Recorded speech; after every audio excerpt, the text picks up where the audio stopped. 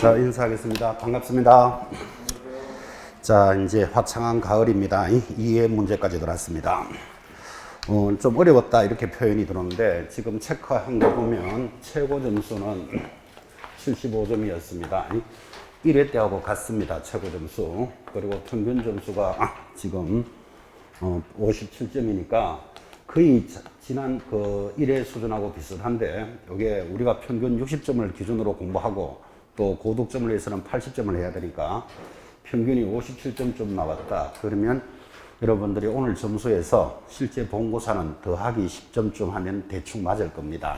뭐 정확한 숫자는 아니고 참고로 하시고, 57점 이상 나오시면 그래도 우수합니다. 미만은 극히 부진하니까 틀린 문제 안 틀리도록 꼭 체크하시는 시간, 그렇게 이제 진행을 합시다. 2회가 별로 그렇게 안 어려웠을 거라고 생각을 했는데 의외로 또 어려운 부분도 있고 상대적이죠. 한 번은 세게, 한 번은 약하게 이렇게 조정을 했는데 상대적이니까 차이는 좀 있을 겁니다. 중요한 것은 자, 1회, 2회에 의해서 중요한 문제들은 3회 때 또 나옵니다. 똑같이만 안 나올 뿐이지. 그러니까 그 단원에 대해서 틀린 것들을 안 틀리도록 그렇게 관리해서 이제 횟수가 진행될수록 점수는 더 올라가도록 그렇게 관리할 겁니다. 자, 1번 갑시다. 고용인의 업무상 행위에 대한 그를 고용한 개공사 책임을 집니다. 다음 중 고용인의 업무상 행위와 그 책임에 대한 설명으로 옳지 않는 것 찾아라. 이렇게 들어왔고, 자, 여러분 이 문제는 틀이 딱 정해져 있다 그랬습니다. 틀이 이겁니다.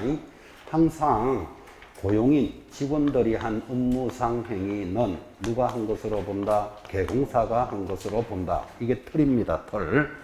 자, 지금 이 고용인이 예를 들어서 거짓된 은행을 했다. 그러면 이 거짓된 은행은 1년 징역 1,000만 원 벌금에 해당되는데, 이 행위는 개공사가 한 것으로 보니까 개공사에게는 1,000만 원 이하의 벌금이 부과되고, 그렇더라도 결격 사유는 아니다. 항상 묻는 게 이거죠. 자, 그리고는 이렇게 되잖아요. 자, 고용인이 거짓된 은행을 해서 예를 들어서 길도 안 나는데 내년에 길 나면 대박입니다. 비싸게 사세요. 이렇게 해서 계약이 되었다가 길이 안 나면 손해를 입는 고객이 생기겠죠. 그러면 손해를 입은 자는 고용인을 대상으로 청구해도 되고, 자기가 잘못했으니까 당연히 청구할 수 있죠. 근데 이 행위는 개공사가 한 것으로 보니까 개공사에게도 청구할 수 있다. 선택적으로 청구하는 것을 부진정 연대 채무다. 이렇게 공부를 하고 있죠. 이 틀이 계속 나옵니다. 보시면.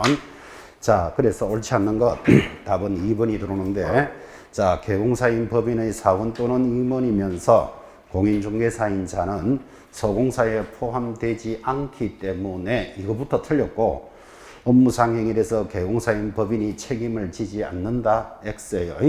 자, 법인인 경우에 사원, 임원이 한 행위는 누가 한 것으로 본다? 법인의 책임으로 봅니다. 개공사의 행위로 본다. 그래서 틀린 게 2번인데, 자, 공부합시다. 1번, 소공사 및 중개보조원의 업무상 행위는 그를 고용한 개공사의 행위로 본다. 본다에 동그라미하고, 이게 가장 기본 조문이고 지금 이게 그림을 그렸잖아요. 자, 본다. 동그라미 하시고 옆에 이 꼴, 간주라고 적으셔야 됩니다. 그래서 민법에서는 본다를 간주한다라고 봅니다. 그래서 같다 이 말이에요. 하나 더 적으시면 옆에다가 추정 해놓고 X까지 표시하셔야 됩니다. 추정은 반대의 증거를 제시하면 번복한 것을 추정이랍니다. 추정이 뭐라고요? 반대의 증거를 제시하면 번복해 주는 게 추정이니까 이를 추정으로 본다 이렇게 가버리면 개공사행위가 될 수도 있고 안 될 수도 있다는 뜻이니까 X까지 체크해 놓으셔야 됩니다. 본다는 간주조항이고 추정하면 X까지 정리했습니다. 자, 3번 지금 했죠. 보조원이 중개 업무를 보조함에 있어서 고의과실로 의뢰인에게 손해를 입혔다면 그를 고용한 개공사 당연히 책임을 지고, 또 4번 이때 개공사는 고용한 소공사의 업무상 행위에 대해 형사상, 민사상, 행정상 책임을 지며, 특히 형사상, 행정상 책임은 이를 양벌 규정, 둘 다를 처벌하는 규정이고, 뭐라고요? 민사적으로는 부진정 연대 채무까지 새기시고 지난 1회 때도 출제가 됐습니다. 이 연대해서 책임진다라는 취지. 5번 고용인의 업무상 행위로 손해를 본 의뢰인은 개공사와 그 고용인을 상대로 선택적으로 손해배상을 청구할 수 있다. 그래서 이런 관계가 부진정 연대 채무다. 그게 4, 5번이 같은 지문이 돌아가고 있습니다. 자, 그래서 1번에 옳지 않는 것 2번인데, 자, 이 틀의 형식은 3회, 4회 계속 나옵니다. 그래서 자기 것으로 딱 소화를 시켜 놓으셔야 됩니다, 지금. 2번 내려갑니다. 여기 또 보기보다 쉽지는 않죠. 무등록 중개업에 해당하지 않는 경우는, 자, 우리는 중개업을 하려면 등록을 하라 이렇게 들었습니다.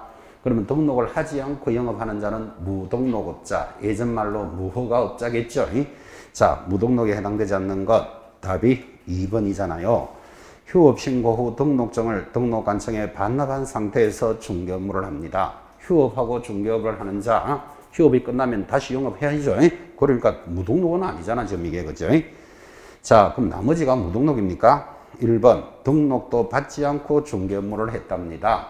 옆에다가 오리지널 이렇게 적어 놓으셔야 돼. 이건 오리지널 무등록이죠. 자, 3번, 등록을 했더라도 폐업을 하고 중개업무를 합니다. 당연히 무등록입니다. 폐업했으니까. 4번, 등록 신청을 갖추고 중개업을 했대요. 그 등록됐다는 소리는 아직 안 차나진 거죠. 그래서 이것도 무등록이에요. 자, 금치산, 다른 말로 피성년 후견인, 완전 맛이 같다 이런 뜻입니다. 이 피성년 상태에서 등록 취소가 되고 중개업무를 하면 당연히 무등록이지. 등록의 효력이 없어졌으니까, 그죠?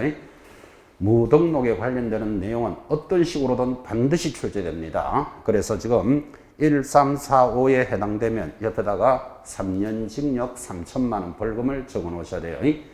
그래서 우리 중개사법에서 가장 센 형벌인 무등록업자는 3년 징역 3천만 원 벌금에 해당되는 것들입니다. 3번 내려갑니다. 의외로 3번이 많이 틀렸어서 좀 서운했습니다. 이 용어의 정의는 진짜 제가 많이 심었습니다, 여러분들. 이 용어의 정의는 대충 이렇게 이해하면 안 되고 글자 그대로 암기해야 됩니다. 이렇게까지 전달했고, 자, 옳은 것은 답이 4번이죠. 소공사라 하면 반드시 세 가지가 들어와야 된다고요. 소속된 공인중개사 갈로 열고 법인의 사원 임원을 포함해 동그라미 업무를 수행하거나 수행 동그라미 보조하는 자, 보조도 동그라미. 그래서 이 시간 이후로 소공사가 탁 뜨면 포함, 수행, 보조를 딱딱딱 암기해 놓으셔야 됩니다. 이거는. 자, 그러면 4번이 옳다면 1번 중개라 하면 부동산에 대하여 이렇게 나가니까 틀렸잖아, 벌써, 그죠? 자, 중개는 그림도 많이 그렸죠. 물건을 파는 사람 갑이 있습니다. 사는 사람 을이 있겠고, 여기 개공사가 지금 중개를 하는데, 중개의 정의는 중개 대상물에 대하여 거래 당사자 간에 이 물건을 매매도 하고 교환도 하고 임대도 하면서 그 박해 권리의 득실이 변경되는 것을 알선해 주는 게 중개예요.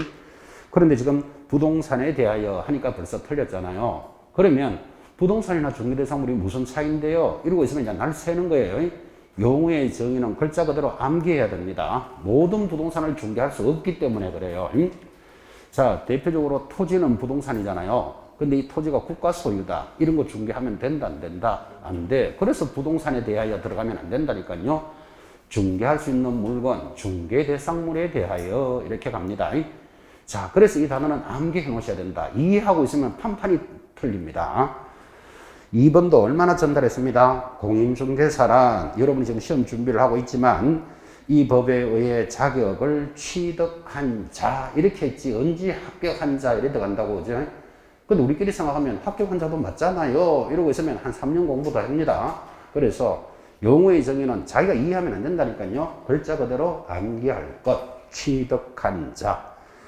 그래서 틀렸고, 자, 중개업이라 들어오면 항상 전달했던 것, 중개업은 글자가 세 글자니까 조건이 세 개가 있어야 된다. 그때 번호 답니다. 등록을 하고 다른 사람의 의뢰 앞에 1번 답니다. 다른 사람의 의뢰.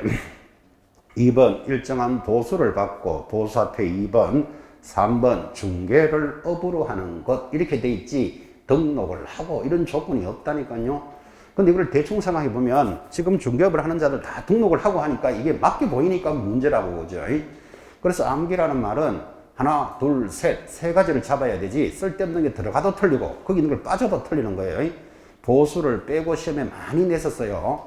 다른 사람의 을에 중계를 다른 사람의 을에 의해서 중계를 업으로 하는 것. 그러면 보수가 또 빠지잖아 지금 그지? 어쨌든 암기는 세 가지를 딱 잡아 놓으셔야 된다고. 추가해도 틀리고 빼도 틀립니다. 그래서 글자 그대로 암기할 것 그렇게 전달했죠. 자, 5번도 개공사라 하면 얼마나 전달했습니다.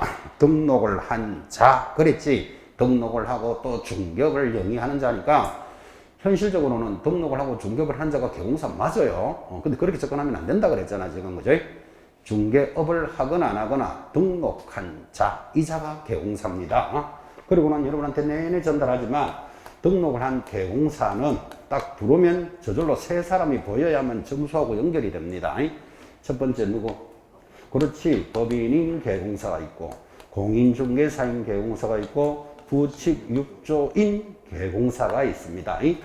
이렇게 등록을 한 개공사들이 이제 중개업을 시작합니다. 그래서 그 중개업을 할 때는 자기 직원인 소공사나 중개보조원과 같이 업무를 하게 되니까 그 사람들이 한 행위는 개공사가 한 것으로 본다. 내용이 이제 그렇게 돌아간다고요.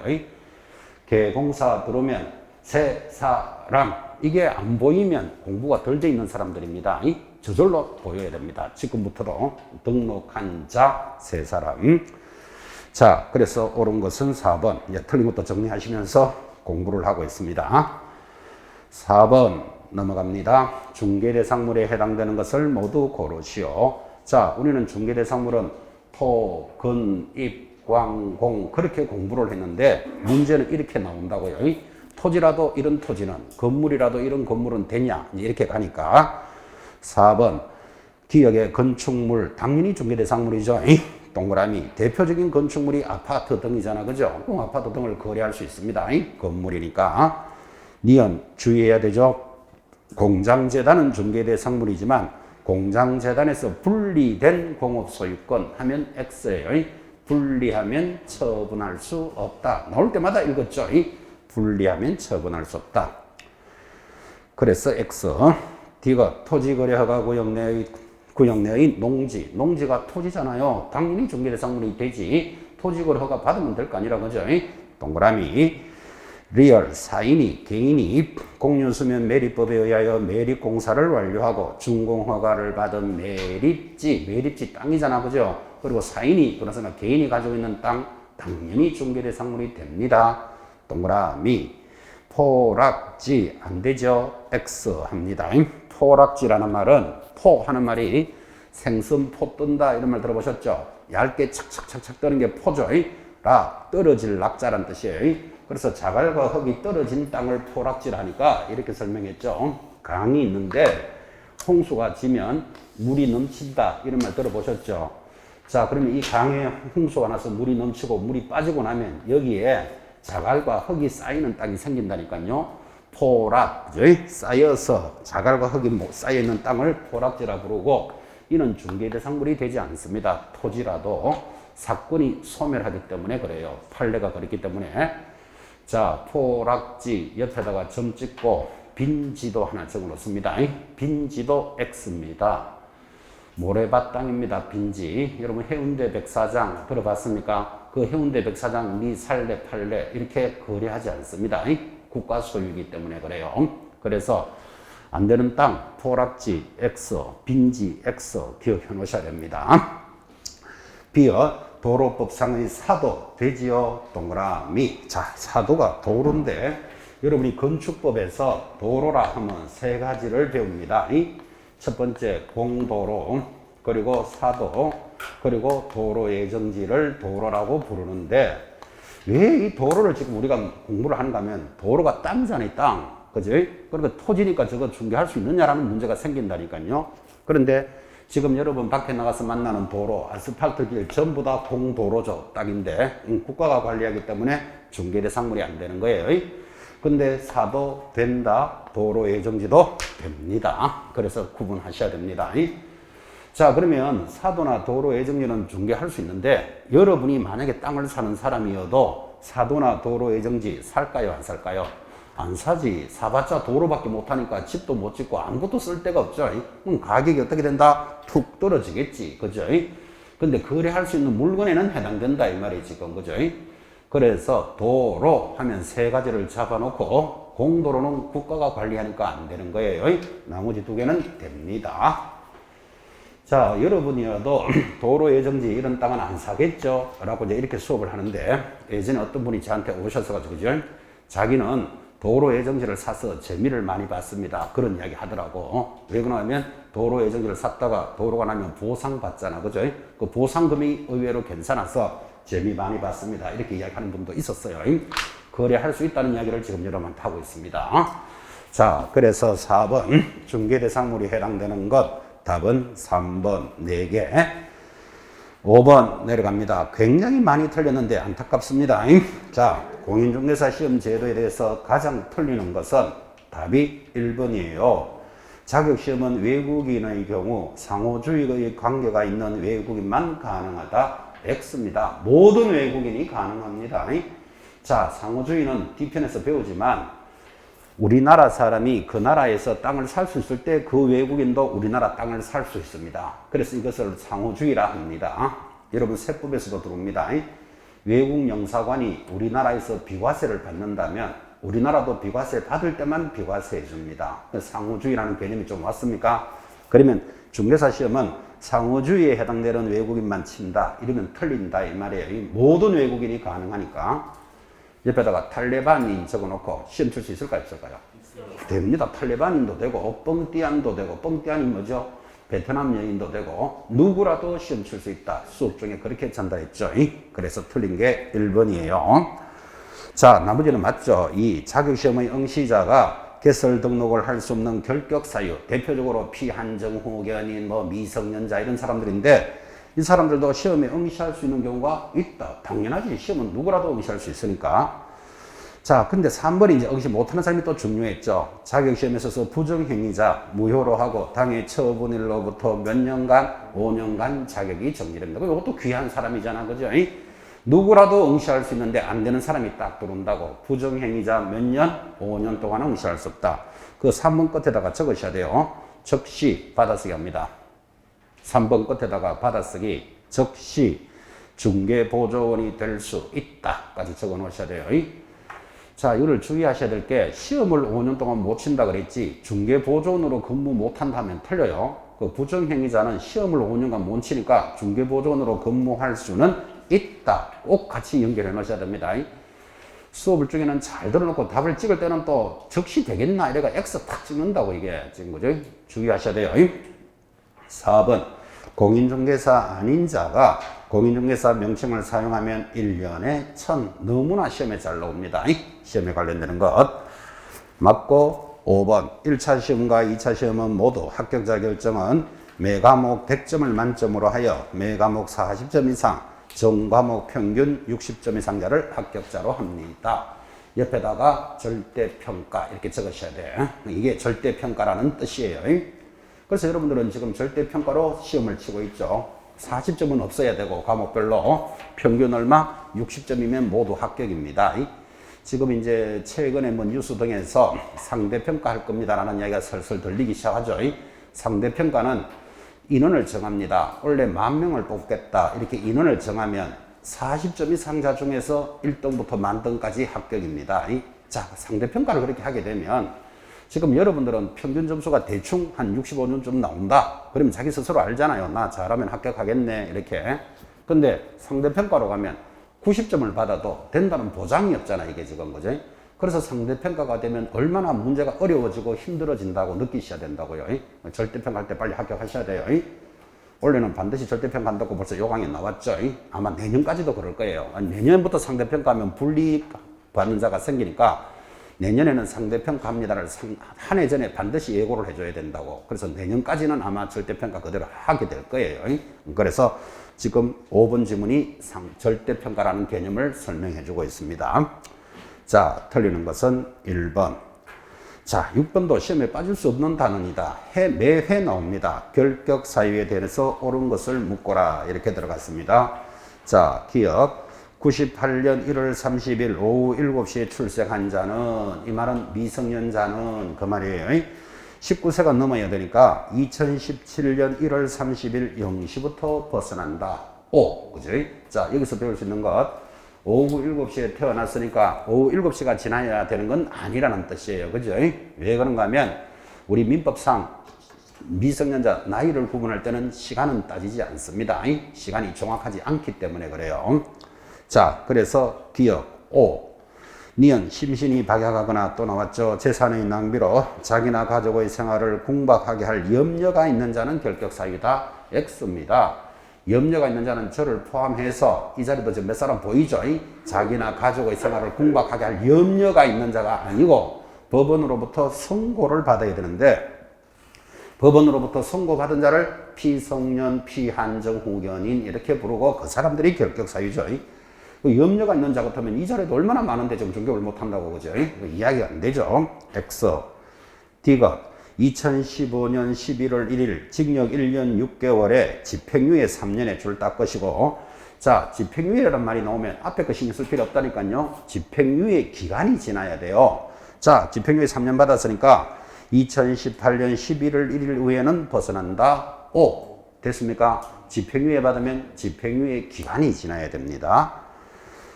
리얼 2016년 8월 11일 금관련의 선고유예를 받은 자는, 자, 선고유예 동그라미 놓고 지난해에 이어서 선고유예만 보면 저절로 적어야 되는 말이 뭐죠? 아무것도 아니다. 그런데 뭐 2년이 지나서 8월 11일 벗어난다 하면 X다 이 말이에요. 그래서 선고유예가 나오면 자동으로 기억하는 것, 아무것도 아니다. 결격 사유도 안 되고 취소도 아니고 아무것도 아닙니다. X. 미음 형법상 사기죄로 300만 원의 벌금을 선고받고, 자, 벌금형 줄 딱 끊어놓고 밑으로 뽑아서 벌금만 보이면 뭐 적어야 된다 그랬죠? 2벌3 노래 제목 그대로 적으셔야 돼요. 이 법을 위반해서 벌금 300이 결격사유지 지금 형법상 사기죄로 이래 들어오잖아, 그죠? 해당 사항이 없다 그 말이에요. X. 자, 그러면 결격사유 해당되는 자 답은 2번 기억 D것 이렇게 갑니다. 자, 다음 3회 때도 결격사유는 반드시 들어옵니다. 자기 것으로 소화시켜 놓으셔야 됩니다. 내려가서 7번 돌았습니다. 자, 개공사의 업무 범위로 틀리는 것은 여기 보고 계시죠? 개공사 하면 저절로 세 사람이 보이는데 이 사람들의 업무 범위가 어떻게 되느냐, 이걸 구분하는 문제다 그런 뜻이에요. 자, 그때 법인인 개공사 여기 보이시죠? 법인은 어떤 업무를 할 수 있느냐 하면 14조 업무만 해야 되는데 법인의 14조 업무 지금 문제도 들어와 있지만 시험에서 빠진 적이 한 번도 없습니다. 여기 있는 공인중개사와 부책육조는 여러분한테 수업할 때 안마 시술 수업을 할 수도 있다. 이까지도 전달해 놨습니다. 어떤 업무라도 할 수 있다 이 말이에요. 근데 법인은 할 수 있는 업무가 딱딱딱 6개가 정해져 있습니다. 자, 그것에 틀리는 것 찾아라. 답이 4번이죠. 개공사를 대상으로 택지개발촉진법상 사업승인 대상인 택지 동그라미 놓고, 택지는 토지잖아요. 이를 분양대행한다 하면 X예요. 우리는 항상 법인이 할 수 있는 건 주택과 상가만 분양대행합니다. 토지 들어오니까 X다.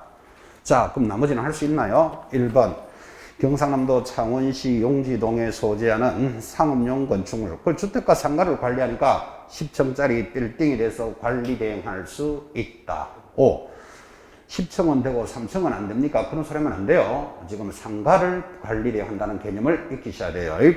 2번 서울 노원구 상계동에 소재하는 나대지를 이용하고 개발, 거래에 관한 상담할 수 있다. 그래서 우리는 부동산을 거래하고 그것에 대한 이용 상담을 컨설팅업을 법인은 할 수 있습니다. 5.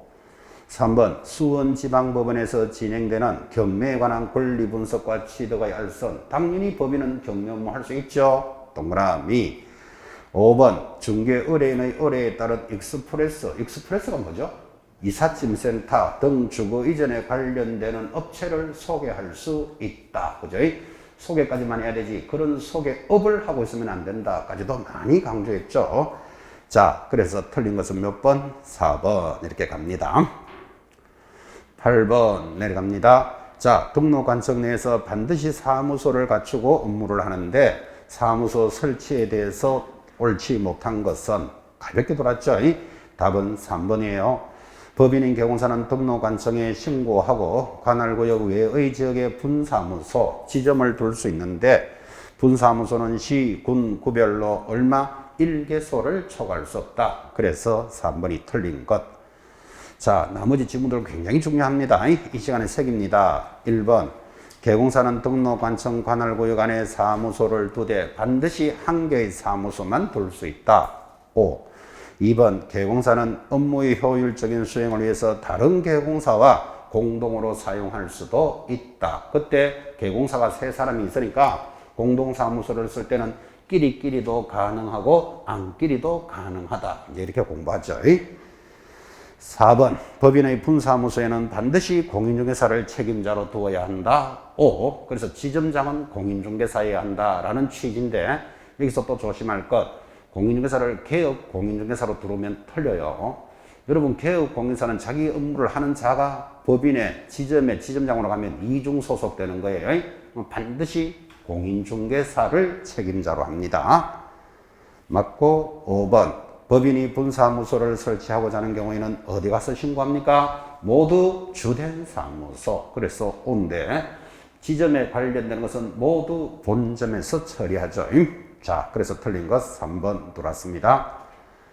9번. 개공사의 종별에 따라 업무 범위는 차이가 있는데 이에 관련된 설명으로서 틀리는 것은 답이 2번이었죠. 자, 특수법인은 공인중개사법상 상세한 규정이 없으므로 전국을 업무지역으로 할 수 없다. X. 특수법인도 법인이니까 업무지역은 전국이다. 그죠? 그래서 틀린 게 2번인데 자, 1번. 중개법인의 분사무소는 업무지역을 어디로 합니까? 전국으로 한다. 그래서 이렇게 공부했죠. 여기 있는 법인과 공인중개사는 업무지역이 전국입니다. 그러면 지역에 대해서는 묻고 싶을 때는 부침 6조가 어디냐를 꼭 물어 들어온다고요. 자, 밑에 내려오지만 부침 6조는 업무지역이 어디죠? 자기 사무소가 있는 시, 도를 관할구역으로 합니다. 자, 그 내용이 지금 3번에 붙었죠. 이 부침 6조에 의한 개공사의 업무지역은 당의 사무소가 소재하는 특별시, 광역시, 도를 관할구역으로 합니다. 제가 물어봅니다. 자, 이 부침 6조가 경기도 하남시에서 중개업을 합니다. 어디 산다고요? 하남에서. 그럼 이 사람은 업무지역이 어디죠? 경기도만 해야 된다. 이 말이에요. 다시 부침 6조가 천호동에서 수업을 합니다. 영업을 합니다. 강동구 천호동. 업무지역이 어디다? 서울만 해야 된다. 지금 그 이야기 하고 있는 거죠. 지역 딱 잡으시고. 자, 그래서 이제 또 4번이 중요한 질문이죠. 그때 부침 6조 2항에 의한 개공사가 거래 정보망에 가입을 하고 이를 이용하여 중개하는 경우에는 당의 정보망에 공개가 된 관할구역 외의 물건도 중개할 수 있다. 그래서 이 부침 6조를 도와주는 거잖아. 그죠?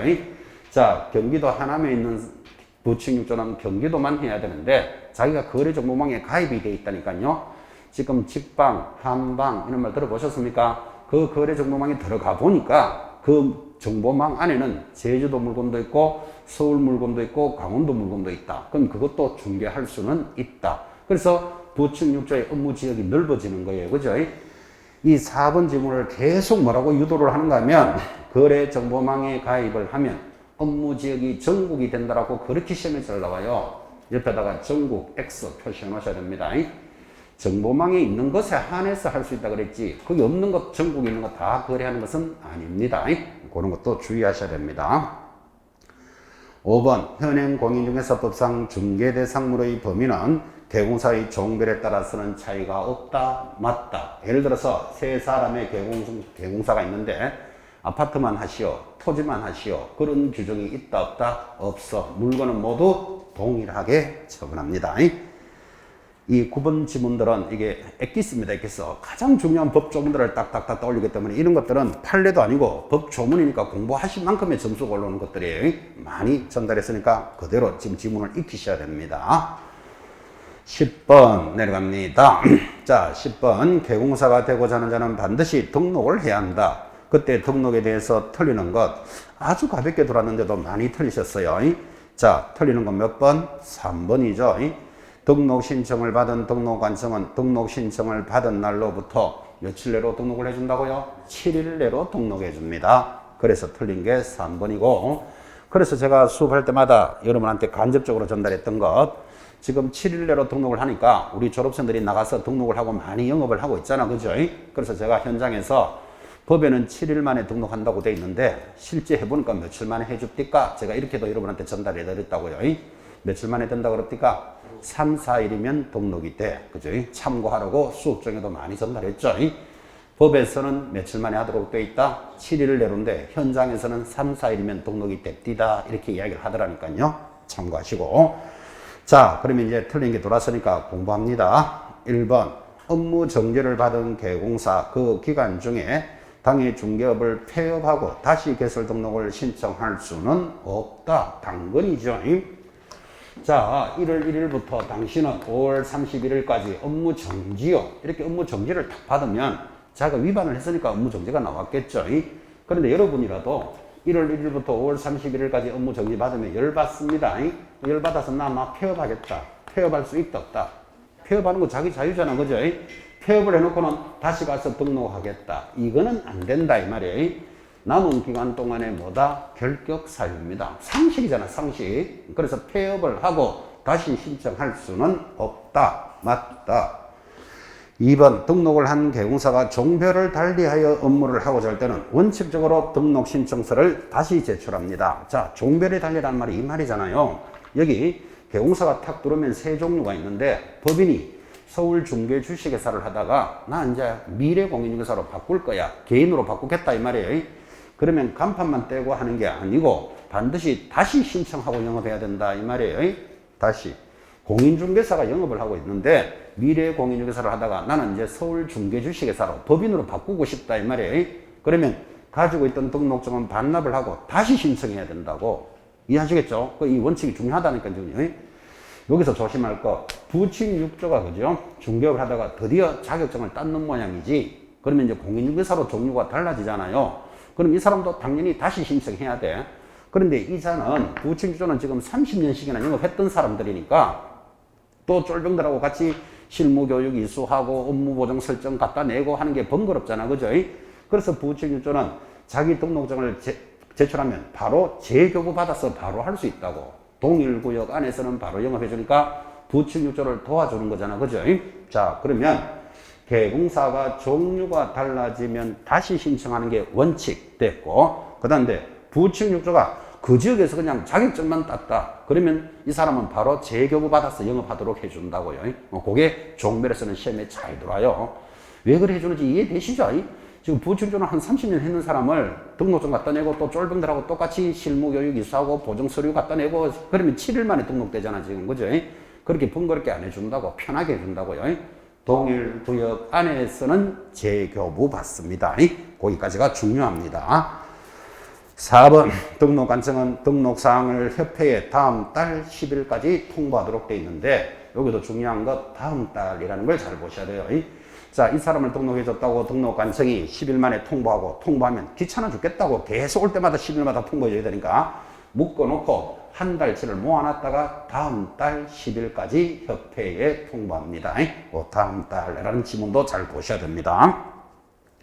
5번, 등록관청은 등록증을 교부할 때는, 그러니까 등록증을 딱 교부해주면 이 사람은 이제 받아서 영업을 할 수 있기 때문에 반드시 뭐를 확인해야 된다? 손해배상 책임을 보장하기 위한 보정 설정 여부를 확인한다는 것 굉장히 중요하죠. 근데 이거 시험에서도 계속 들어오지만 보정 설정은 등록을 신청하러 갈 때 가입해야 된다 하면 X라 그랬잖아. 그죠? 지금 나오잖아요. 등록증을 교부할 때 보정 설정을 확인하도록 되어 있습니다. 이런 지문들이 중요하죠. 자, 그래서 틀린 것은 3번 이렇게 들어갑니다. 11번 내려갈까요? 자, 11번도 업무 정지 중이든 휴업 중이든 자유롭게 사무소를 이전할 수 있습니다. 그렇습니다. 그때 사무소 이전과 관련된 사항으로서 옳지 못한 것은 답이 3번이죠. 자, 사무소가 이전이 되면 항상 등록관청도 변경된다. X잖아요.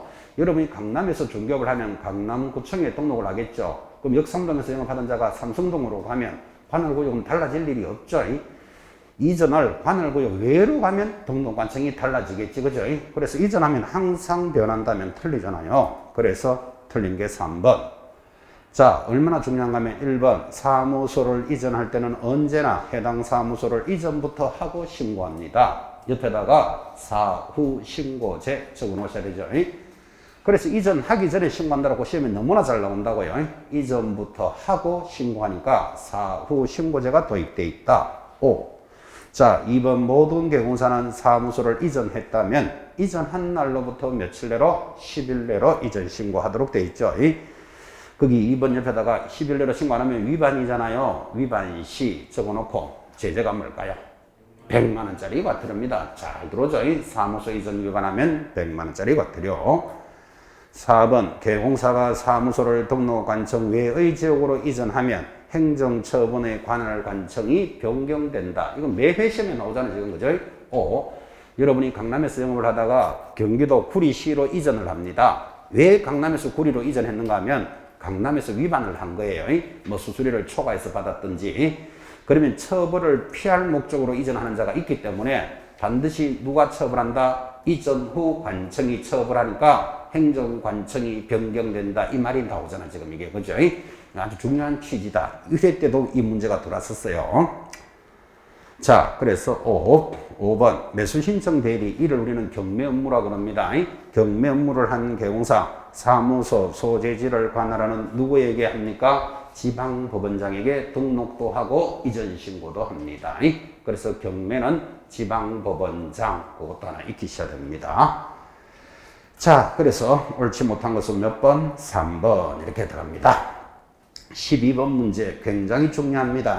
근데 여러분 대체적으로 또 잘 체크도 하셨는데 12번이 왜 중요한가 하면 법인인 개공사 일정한 절차를 거쳐서 경매 업무인 매수 신청 업무를 할 수 있고 다음 중 중개 대상물 확인 설명서와 매수 신청 대상물을 확인 설명하는 것에 대한 비교인데 옳지 않는 것은 답이 3번이에요. 그래서 내내 여러분한테 이렇게 전달하잖아요. 여러분이 열심히 공부하셔서 자격증을 취득하면 언젠가는 중개업을 할 것이다. 중개업을 하게 되면 등록을 해야 되고 등록한 자가 개공사다 그랬잖아요. 그럼 개공사가 딱 되면 나는 지금부터 경매 업무도 할 거야. 그럼 경매 업무는 해도 되고 안 해도 되지만 할 수 있으면 하는 게 좋죠. 하게 되면 등록을 하는데 이때 등록은 어디 가서 한다? 지방법원장에게 등록한다 라고 들어오고 이 매수신청에 관련되는 업무는 중개사법을 뺏겨서 그대로 만들었다 그랬잖아. 그죠? 그러니까 지금부터 문제가 여러분 중개업을 할 때는 물건에 대해서 설명해 줘야 된다는 거 들으셨죠? 그럼 경매도 할 때는 경매 물건에 대해서 설명해 줘야 될 거 아니라. 그죠? 이제 그것에 대한 비교 문제다 이 말이에요. 자, 그래서 12번에 틀린 것이 3번이 들어오는데 자, 우리가 배웠다시피 중개 대상물 확인 설명서는 언제 작성합니까? 계약이 체결되면 거래계약서를 작성하는 때 하고 매수신청 대상물 확인 설명서는 대리 입찰 후 최고가 매수신고인으로 결정되었을 때 한다 하니까 틀렸다 이 말이에요. 거기 최고가 매수신고인 X 딱 해놓고 위임계약 시 합니다. 위임계약 시. 자, 그래서 이제 3번이 틀린 지문인데 상식적이잖아요. 한번 봐봐요. 여러분 지금 이게 중개를 하고 있는데 이게 아파트라고 치고 이 물건에 대해서 설명을 해줘야 되죠. 그래서 계약이 체결이 되면 개공사는 나는 이 물건을 어떻게 설명했다라고 작성을 해서 매도인 하나 주고 매수인 하나 주고 자기는 몇 년 보관한다? 3년 보관하죠. 그리고 계약이 체결이 되면 이제 작성을 하잖아. 그죠? 그런데 경매 업무는 스토리가 아니잖아요. 이 아파트를 손님이 아파트 경매 하나 받아주세요 하면 개공사가 손잡고 가서 받아줄 수 있다고 그랬죠. 그럼 이게 매수 신청 업무인데 이 아파트를 받아주세요 할 때 그때 물건에 대해서 설명해 줘야 된다고. 내가 1등으로 낙찰 받았을 때 설명하면 벌써 늦었잖아 지금 이게. 그죠? 물건을 설명하고 그걸 낙찰 받아야 될 거 아니라. 그죠? 그래서 지금 중개 대상물에 대해서는 계약이 체결이 되면 확인 설명서를 작성하지만 경매는 이 물건을 하나 받아주세요 하고 왔을 때 물건에 대해서 설명해 줘야 된다고. 되죠? 스토리. 그죠? 그래서 3번의 차이점을 딱 잡으셔야 돼요. 자, 나머지 공부합시다. 1번 중개 대상물 확인 설명서는 소공사도 작성할 수 있으나 매수 신청 대상물 확인 설명은 반드시 개공사가 해야 돼. 왜? 여기 보다시피 경매 업무는 누가 한다? 개공사가 되어야만 할 수 있다 그랬잖아. 그죠? 소공사가 경매 업무 하는 거 아니죠? 이 개념을 잡으셔야 돼요. 2번 중개 대상물 우리 확인 설명서와 매수 신청 대상물 확인 설명서는 보존 기간이 다르다. 물어봅시다. 중개대상물 확인 설명서 몇 년 보죠? 3년. 경매에 관련된 매수 신청은 5년. 다르잖아. 그죠?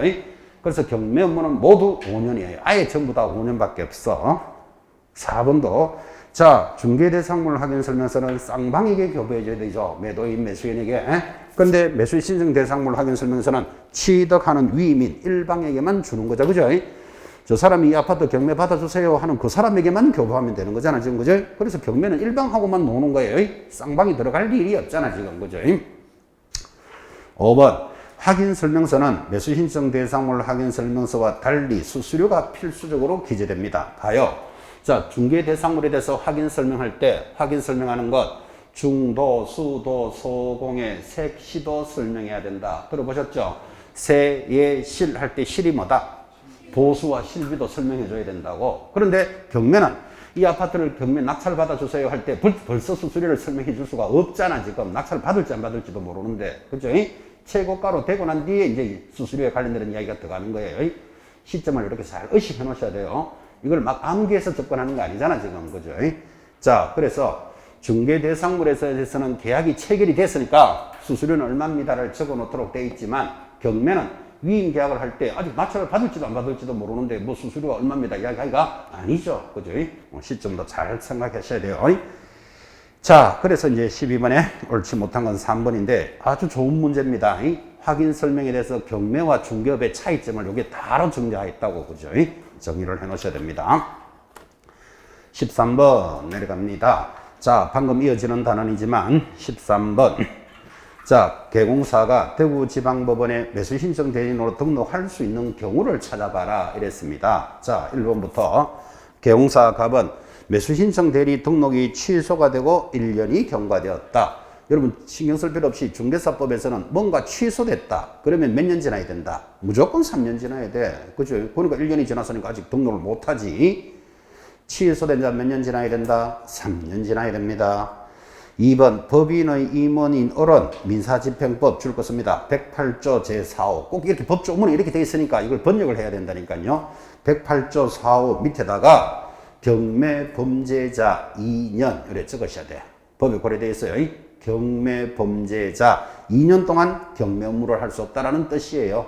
그러니까 이 사람은 해당되어 매수 신청을 할 수는 없다. 못하는 사람. 3번 개공사 병은 중개사법을 위반하여 중개 업무에 관한 업무 정지를 받고 자 업무 정지 받으니까 열받아서 바로 폐업하였으나 현재 그 정지 기간이 경과되지 않았다. 그러면 당연히 중개업을 못하잖아요. 그럼 그 경매도 당연히 못하지. 중개업은 개공사가 되어야만 경매 업무를 하는 거예요. 그래서 항상 개공사만이 경매를 한다는 걸 딱 이렇게 기준을 잡고 계셔야 돼요. 그래서 안 되고. 4번 소공사 정은 시도지사로부터 자격 정지를 받았는데 그 기간이 아직 경과되지 않았다. 그러면 정지 기간 동안에는 결격 사유잖아요. 중개업을 못하니까 당연히 경매로 등록할 수는 없다. 그죠? 다 안 되잖아요. 되는 것 5번.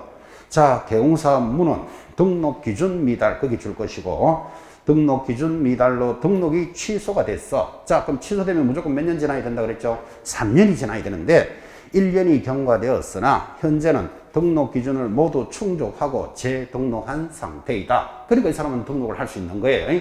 그럼 여기서 여러분들이 하나 배워야 되는 게 큰 게 하나 있죠. 많이 강조했고 암기표에도 들어가 있는데 등록이 취소가 된 자는 몇 년 동안 중개업을 못한다? 3년간 못한다 그랬잖아요. 한번 취소되면. 그런데 3년이 적용되지 않는 게 몇 개가 있다? 4개가 있으니까 문제 4개가 너무나 좋다고. 이건 별도로 딱 기억해 놓으셔야 돼요. 암기표에도 들어가 있고. 자, 묻습니다. 등록이 한번 취소되면 3년 동안 못하는데 3년을 적용하지 않는 거. 첫째 그래 넣어야지. 사망. 그죠? 자, 중개업을 하다 보면 사망하는 수가 있죠. 그러면 죽은 사람한테 야, 니 3년 지나서 와야 된다. 이게 말이 안 되잖아, 이게. 그 3년을 적용 안 한다고. 사망하고 똑같은 말이 뭐죠? 그렇지. 법인이 해산하면 3년을 적용하지 않는 거예요. 그 다음 세 번째. 결격 사유로 취소가 되면 3년을 적용 안 해요. 자, 결격 사유 대표적으로 파산자 이런 게 있는데 파산자가 취소가 되면 3년이 지나서 해야 됩니까? 복권이 돼야 됩니까? 복권은 결격 사유가 벗어나야 돼. 그 복권이 언제 될지 우리가 알 수가 없잖아. 지금 3년은 적용 안 한다니까요. 미성년자 결격 사유죠. 만약에 미성년자는 뭐가 지나야 된다? 19세가 넘어야 돼. 무엇이 3년하고 관계 있는 이야기가 아니잖아, 지금. 그죠? 피성년 후견인, 완전 맛이 갔는 자는 후견 종료 심판을 받아야 돼. 그죠? 그래서 3년이 적용하지 않는다는 것도 중요해요. 그럼 지금 나오잖아요. 이제 4번. 등록 기준이 미달되어서 취소가 됐어요. 자, 그 등록 기준이 미달돼서 취소된 자는 3년을 적용 안 해요. 왜? 기준만 채우면 일하게 해주겠다는 뜻이에요, 지금. 그래서 지금 질문은 등록 기준이 미달되어 취소됐는데 1년이 지났어. 근데 기준을 지금 다 갖췄으면 바로 등록할 수 있다, 없다? 되잖아. 꼭 기억해 놓으셔야 됩니다. 지금 이게 수업될 때마다 전달했던 내용이고, 이거 정도를 관리 못 하시면 간첩이거나 출신이거나 무슨 수가 있습니다. 제가 얼마나 강조했으니까. 하여튼 취소가 되더라도 3년을 적용하지 않는 게 저게 4개니까 문제 내기가 좋은 거예요. 쓸데없는 게 한 개 딱 따로 들어온다니까 지금 거죠. 자, 그래서 이제 13번에 등록할 수 있는 것 5번 이렇게 갑니다. 그 5번의 의미는 등록 기준이 미달돼서 취소되냐는 3년을 적용하지 않는다는 걸 알아야 된다고. 그죠? 그렇게 관리가 됩니다. 14번 참 이야기도 많이 했던 내용이죠. 자, 개공사 김갑동과 의뢰인 이열순이 전속중개계약을 체결하고 전속중개계약서도 작성하였다. 이후 전속중개계약의 유효기간 내에 이열순이 스스로 발견한 상대방과 직접 거래를 하게 되면 개공사 김갑동이 중개 의뢰인 이열순에게 청구할 수 있는 것으로서 옳은 것은, 자, 주목합니다. 전속중개관 이런 거죠. 내 아파트를 딱 한 사람의 개공사에만 팔아주세요 하는 게 전속중개계약이에요. 자, 그럼 한 사람한테만 팔아달라 그랬으니까 이걸 언제까지 팔아줘야 된다는 문제가 생겼잖아. 이거를 유효기간이라고 그런다고. 그래서 우리 법에서는 유효기간은 얼마로 돼 있죠? 3개월을 원칙으로 한다. 근데 좀 바쁘면 1개월 합시다, 5개월 합시다, 그럴 수도 있겠지. 자, 근데 이 유효기간 안에 손님이 개공사에게만 하겠다고 전속중개계약서까지 작성해놓고는 스스로 발견한 고객, 예를 들어서 형님 아파트를 내가 살게요. 동생이 살 수도 있는 거잖아. 그죠? 그럼 개공사가 했는 역할은 없어. 그러면 그동안에 사용한 경비는 지원해 주겠다. 경비를 얼마를 지원해 주죠? 수수료 50% 범위 내에서 경비는 지원해 주니까, 자, 단 갈로 열고 개공사 김갑동이 당해 물건을 중개해서 지출한 비용은 70만 원이 들어갔고 약정한 보수는 120이었다면 뭐를 청구하느냐? 수수료 50% 범위 내니까 얼마? 60만 원의 비용이 지불된다. 그래서 답이 몇 번? 2번이다. 이래 가는 거죠. 여기서 조심할 거, 딱 50만 원 주는 거, 50% 주는 거 아니라 그랬죠. 50% 범위 내에서 사용한 경비. 뭐 자기가 70만 원 쓰더라도 70만 원 지급하는 건 아니다. 이 말이 지는 거죠. 그래서 답이 2번 들어왔습니다. 15번 내려갑니다. 자, 거래계약이 체결이 되면 개공사에게 계약서 작성의 의무가 부여되어 있고, 다음 중 개공사의 거래계약서 작성과 관련된 의무로 옳지 못한 것은, 자, 봐요. 계약이 체결이 되면 개공사가 해야 될 의무들이 지금부터 나오는데 법에 있는 것, 없는 것 찾아라. 지금 이 문제죠. 물어봅시다. 1번. 계약서를 작성하면 보존할 의무 있다, 없다? 있다. 몇 년 보존? 5년. 딱 적어 놓으시고. 자, 계약서만 나왔다 하면 반드시 나오는 문제. 2번. 이럴 때 거짓 기재하거나 이중 작성을 금지한다. 다운 계약서 작성하면 안 된다. 옆에다가 위반시. 이건 시험에 100% 나온다 그랬어요. 위반시 뭐죠?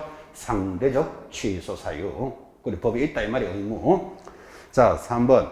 계약서를 적을 때 법정 서식에 의한 서면 작성의 의무 있다, 없다? 없다. 그래서 X. 답이 3번이 되고, 계약서는 법정 서식이 없다. 오죽 쓰면 수업할 때 발톱에도 작성해도 됩니다. 이까지도 이야기했다고, 그죠? 그래서 답이 3번이 들어갑니다. 4번. 이런 계약서는 서명 및 날인해야 될 의무 있다, 없다? 있죠. 옆에다가 위반시. 의무가 있으면 위반하면 다 제재가 있는 거예요. 자, 계약서에 서명 날인 안 하면 어떻게 된다? 6월에 업무 정지예요. 마지막. 필수적 기재사항을 기재해야 될 의무 있다. 자, 그래서 밑에 적기를, 여러분 계약서는 법정 서식은 없지만 반드시 적어야 되는 사항 9가지는 100% 시험에 나옵니다. 자, 그래서 암기표에도 들어가 있지만 거래계약서의 필수 기재는, 거래계약서니까 거부터 가는 거예요. 자, 밑에 받아쓰기. 거물의 인권. 거물의 인권은 거기. 그리고 점 찍고 개, 조, 부를 반드시 기재하셔야 돼. 이게 필수 기재 사항이에요.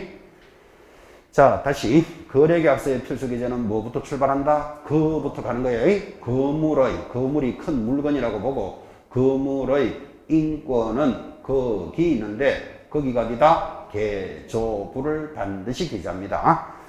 자, 여기까지 해놓고 지금 시험 치느라고 수고하셨으니까 10분 쉬었다 하는데 쉬을 때 거물의 인권할 때 그가 뭔지 물이 뭔지를 체크해 놓으셔야 돼요. 반드시 암기표에 정리해 놓으시고 10분 쉬었다가 16번부터 진행하겠습니다.